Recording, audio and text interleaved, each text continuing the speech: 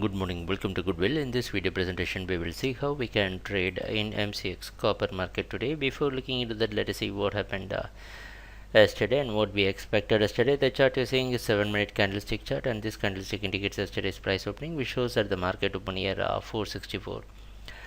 We expected copper to stay in buying, maintaining 460 as support and 459 is stop loss. Right after the opening, the price tried to move up, came down, took support near 462, tried to clear 465, and again price came in close near 462.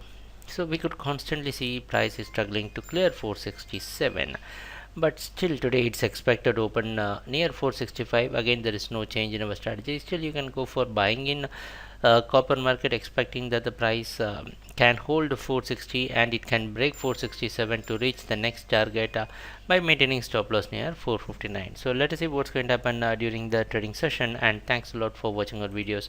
Happy trading, take care, bye.